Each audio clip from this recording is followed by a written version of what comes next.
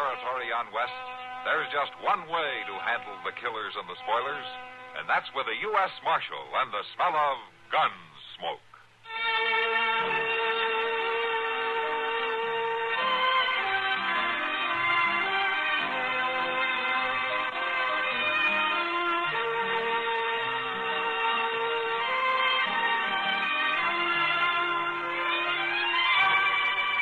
Gunsmoke, starring William Conrad, the story of the violence that moved west with young America, and the story of a man who moved with it.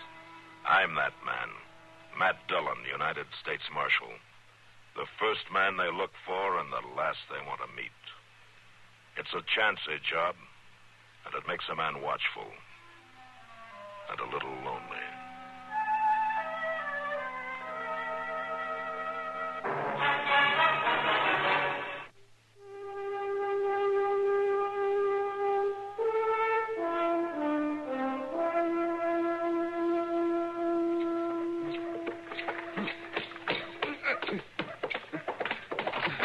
In there. Easy, Marshal. Chester, open a cell back there. Yes, sir. All right, come on. Now, you got no call to haul me in so rough. This your leg's real bad. You're lucky I didn't break your neck. But I ain't done nothing to get drug around like this. Get in there. Ooh. Look, that Injun was as dead as they come. I wasn't hurting him none. His relatives won't look at it that way. They'd call it grave robbing. I wasn't going to muss things up none. I was just sort of looking for some things they might have buried with them, Marshal. They sure wasn't doing him no good. Now, you listen to me, Red. You're a fool, but that's no excuse. In the first place, those Indians don't bury anything with their dead that you'd want. An old pipe, maybe, or a can of grease, or a horse's tail. But even so, they don't look kindly on grave robbing. If they'd have caught you before I did, you'd be needing a grave by now, or you'd be praying for one anyway. And the whole countryside would be in danger of an uprising. Now, you're going to stay in jail for a while.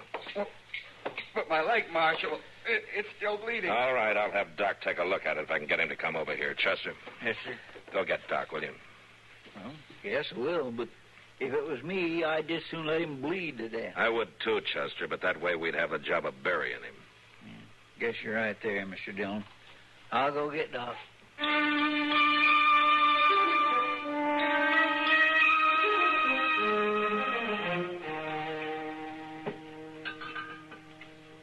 You better order some more of that whiskey, Sam. We're getting low. I'll do that, Miss Kitty, but it sure ain't very good, and that's a fact. That's the best we can get. Besides, the men who come in here wouldn't pay for any better. Most of them wouldn't know the difference anyway. Oh, hello, Miss Kitty. Hello, Chester. Hi. You want a drink? Well, that ain't exactly what I've come in here about, but... What's on your mind? Well, I've been all over town looking for Doc. Guess I have worked up quite a thirst at that. A beer'd go down real good. Give him a beer, Sam. Coming up.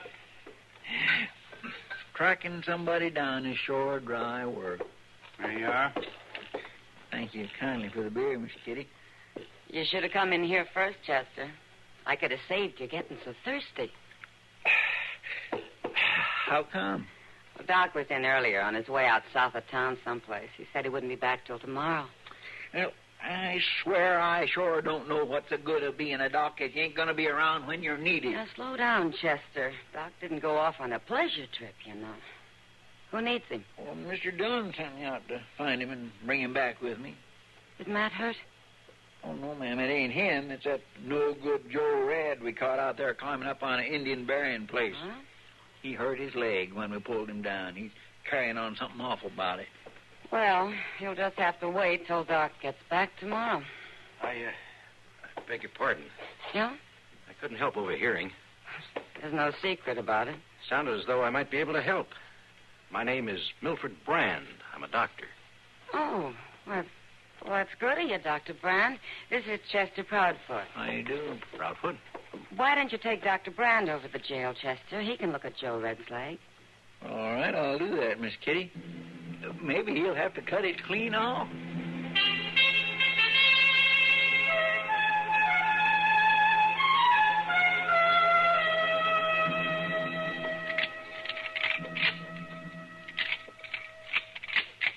This rifle works a little slow, Chester. How long's it been since you cleaned it?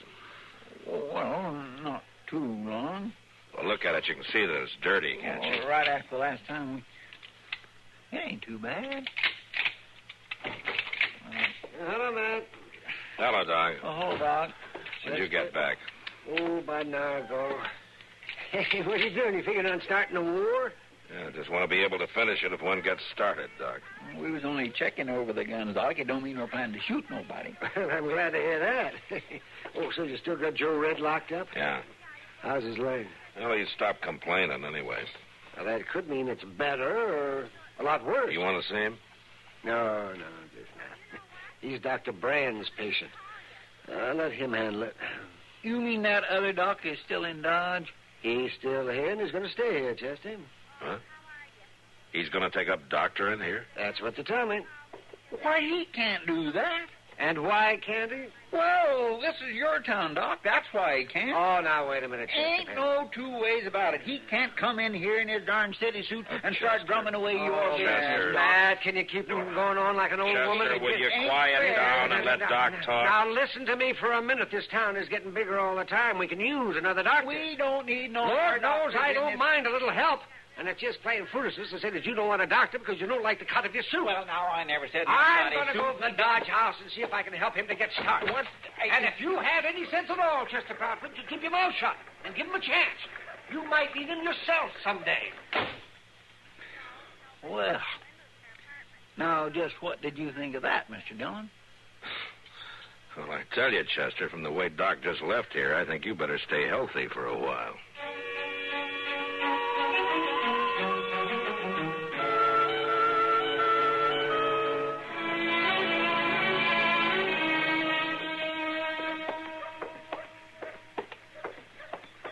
Where are you from, Dr. Brand? Philadelphia. Philadelphia.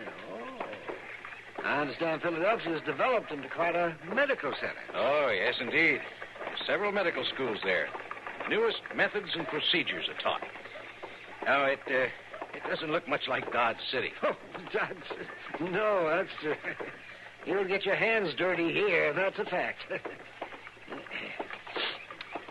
My office is just up those stairs. Yeah, that's very kind of you, Dr. Adams. Oh, no trouble at all. You'll be welcome to use my office until you've had time to set up in a place of your own. Well, I hardly think. I've wished many a time there was somebody around to help with the load. Yeah, here we are.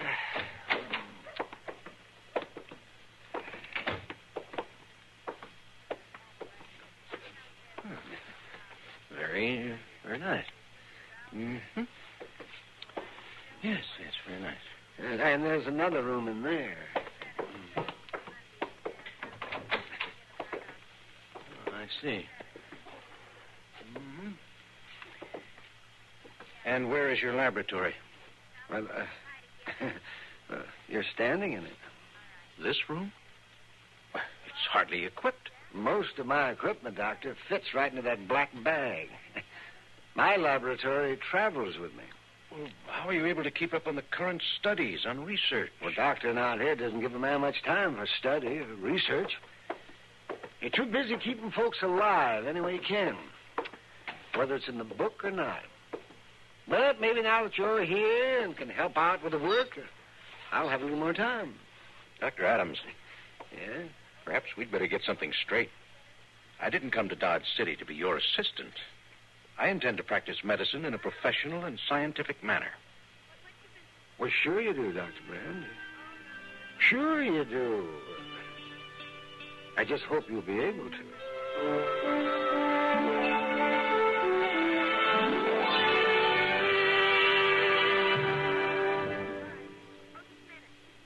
Most of us at times are inclined to eat too much or to eat foods that disagree. The results, acid indigestion, heartburn, or gas.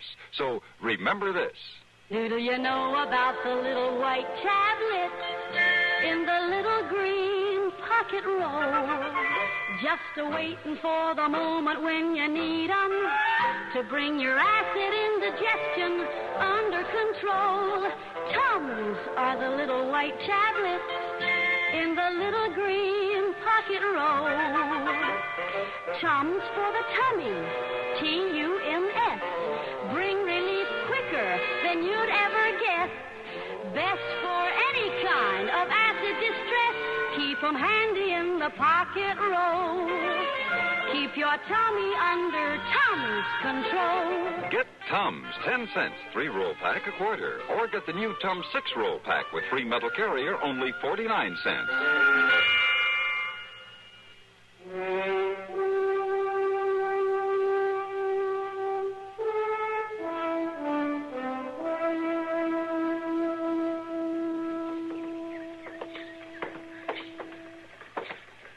You got the wrong slant on it, Matt. It's not the way food tastes that counts. It's what it does for you. Well, that's what I'm afraid of, Doc. Oh, now, it wasn't that bad. You know, you're pretty squeamish for a man of your heft. Well, maybe so, but I'd hate to know the bloodlines of that stew I just ate. Oh, wait a minute, Matt. There's Zach Willard. I want to ask him about his wife. Oh, sure, Doc. Zach Willard. Oh. Hello, Doc. Come on over here. I want to talk to you a minute. Well, all right. Hello, Zach. How are you? Marshal? I wanted to ask you about Myrtle, Zach. Is she feeling any better? Why, yeah, Doc. Yeah, she's better. Good. That medicine we tried her must be doing the job, huh? I've been trying to get out there for a week, Zach. You tell Myrtle that I'll be by to see her real soon. Well, I'll tell her, Doc, but ain't no need for you to come by. Oh, sure, I'll come, Zach. I may have to neglect my patients for a while, but I always get there eventually. Well, the fact is, Doc, Myrtle's took to doctoring a little different. She has? Well, as long as she's feeling better, I'll come by and check on what she's doing. Well, you see, Myrtle's doctoring with the new doc now. He comes out every day. Oh, I see. Dr. Brand. Yes, sir. Well, you tell Myrtle that I'm glad she's feeling better, Zach. Sure, Doc. Come on, Matt.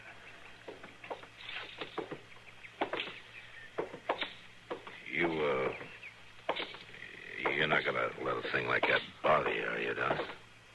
No, it doesn't bother me, Matt. Myrtle Willard is suffering from a common Kansas complaint. Too much dust, too much loneliness, too much prairie. It'll do her a lot of good to have a visit every day from a doctor. If he only talks to her. I never had the time. Funny thing, though.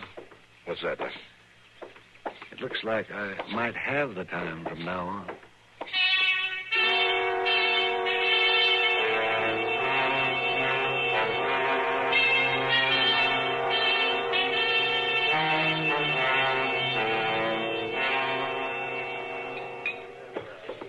Matt, I think you ought to do something. Well, what do you want me to do, Kitty? Lock him up, throw him out of town? I'm serious.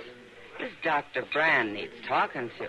He's going around as though he's the only man who ever had a medical degree, as though Doc isn't anything more than a medicine man. Well, does he actually come right out and talk against Doc? No, doesn't come right out and say anything, Matt. He's too smart for that. But he sure gets the idea across. I wish you would knock some sense into him. Now, Kitty, as long as he doesn't poison his patients, I can't do anything about it. Excuse me. Huh? Joe Red just came in. I want to talk to him. Oh, sure, Matt. Got a bottle of rye? You don't look much like a man who's going to stay out of trouble, Joe. You gonna follow me around the rest of my life, Marshal? Joe, I warned you to stay out of trouble or stay out of Dodge. Well, there ain't no law against liquor. There's a law against breaking the peace, and I think you better get out of town until you sober up. Well, now, look, Marshal, I got a right to be here. I got a right to be in Dodge. A man's got a right to see his doctor, now, don't he? Oh? You came in to see Dr. Brand? I come in to see Dr. Brand. A man has a right It isn't your health that interests me, Joe. But you cause any trouble and you're going to go to jail, sick or well. Now, you go on and you see your doctor. And then you get out of town.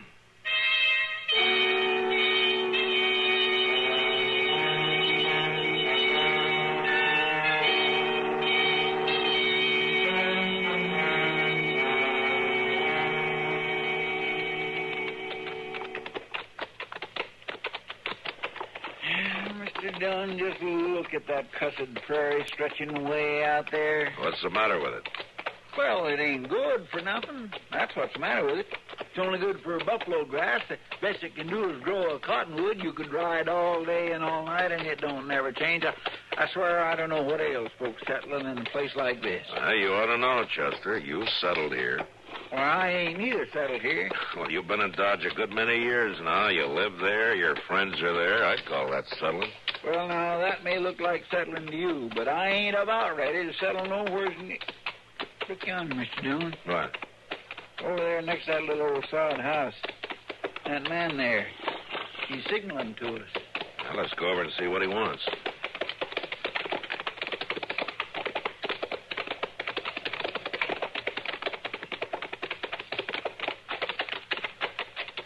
You wanted to see us, mister? You're the marshal, ain't you? Yeah, I'm the marshal. What can I do for you? Well, I'll tell you. I ain't much for cottoning up to the law, but right now it's a choice between the law and an Indian uprising. What are you talking about? Them Pawnees would go on the warpath if they found out about it. Sure as shoot. Oh, come on, mister. Tell me what happened. Why, it's that grave. A little grave out on the prairie. That Indian grave up on them poles. Well, what happened to it? Why, nothing happened to the grave, Marshal.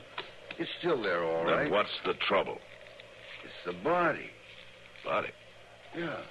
Somebody made off with it, clean as a whistle. And them Indians are always stopping by. Chester, come on, let's get back to town. Yes,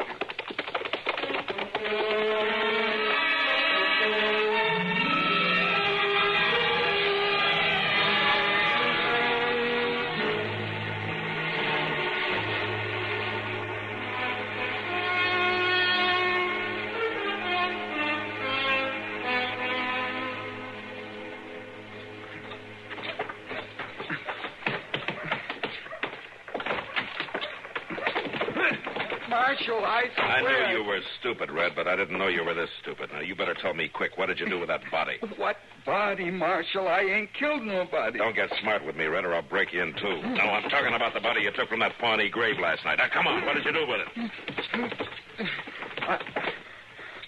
I ain't been near no grave. You haven't got much time, Red. You better start talking real straight. Matt? Matt, can I see you for a minute? Can't I wait a little while, Doc? Well, I think it might be important, Matt.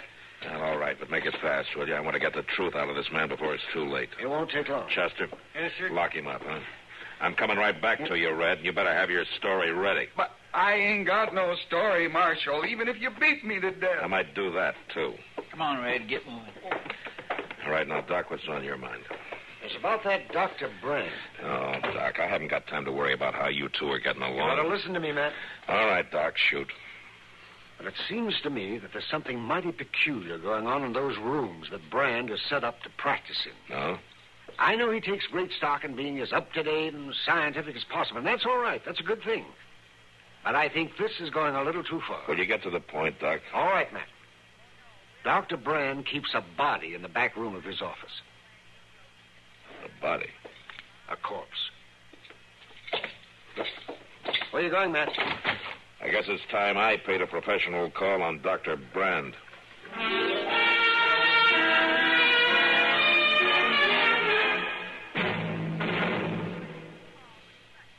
Since show business is the business of entertainment, performers are far from dull folk. This is a matter you'll have fun verifying each Sunday night when the Mitch Miller Show brings sparkling show business chatter your way over most of these CBS radio stations.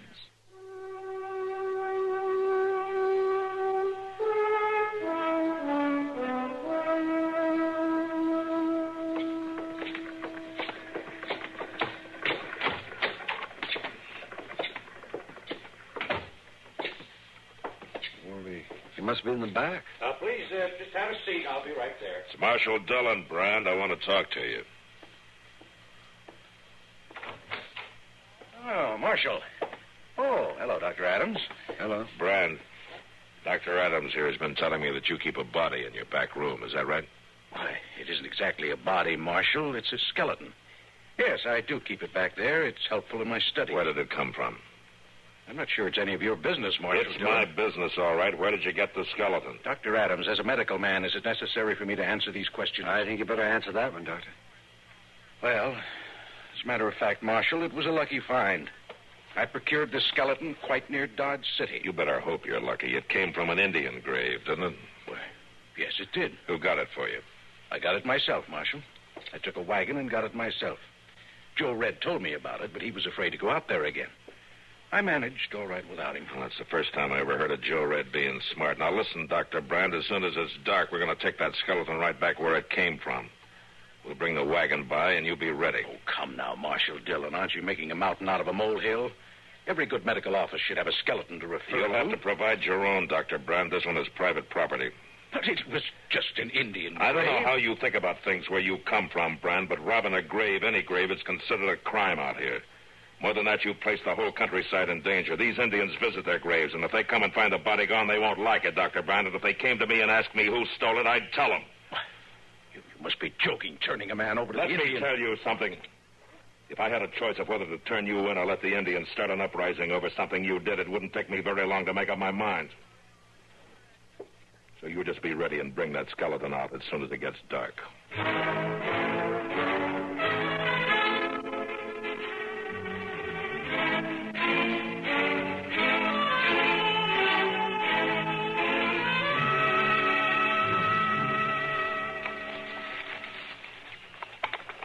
There. That ought to do all right, Mr. Dillon. It looks just as natural. You think we got the wrappings back on all right, Chester? Oh, I think we done a real nice job. I don't think them Indians will ever notice a thing about it. Let's hope not. Where did Doc go? Oh, he's sitting down there in the wagon with Dr. Brand. All right, let's go. Mr. Dillon? Yeah? Look yonder on that ridge over there. The moon ain't too bright, but it sure looks like Indians to me. Yeah, and they're headed this way.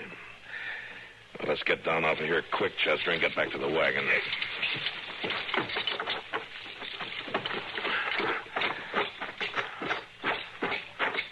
Doc, move over. Give me those lines. There's an Indian party headed this way. Oh, all right, Matt. Ah, cab! Cab!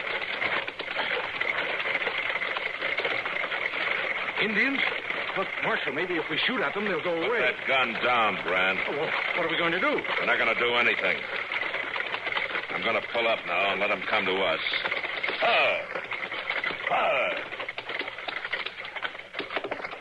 Everybody keep quiet. When they get here, I'm going to do the talking to them.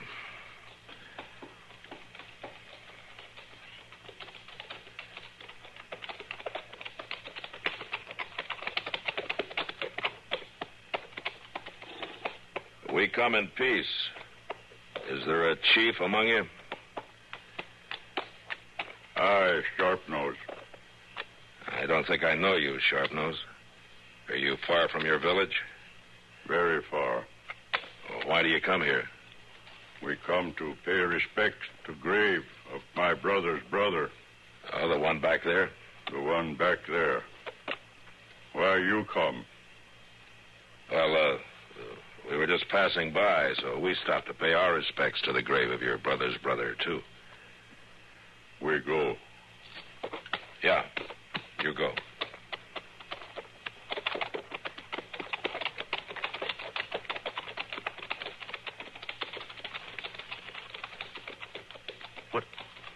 What are they doing? They're going to circle the grave.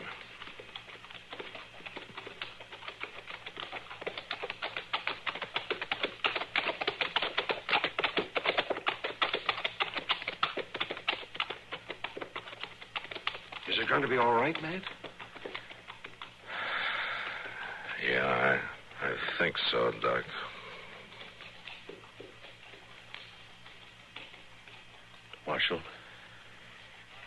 Marshal Dillon?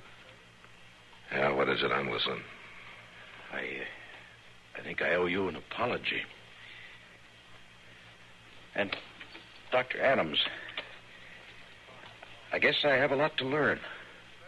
There may be newer ways of doing things in the medical schools, Doctor, but folks out here have learned a lot about staying alive. And they've had a hard way of learning it. I'm beginning to understand that, Dr. Adams. Good. Come on, Matt. Now, let's get back to town. Somebody might be needing us doctors. All right, Doc. Hello, cow!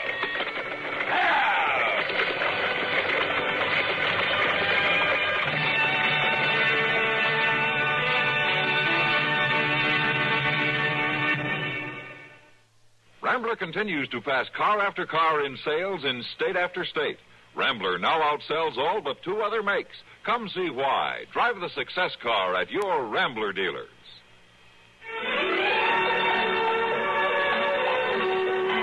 Gunsmoke. Produced and directed by Norman McDonald, stars William Conrad as Matt Dillon, U.S. Marshal. The story was specially written for Gunsmoke by Marion Clark, with editorial supervision by John Meston. Featured in the cast were Jack Moyles, Vic Perrin, Ralph Moody, James Nusser, and Howard Culver. Harley Bear is Chester, Howard McNear is Doc, and Georgia Ellis is Kitty. This is George Walsh inviting you to join us again next week for another story on Gunsmoke.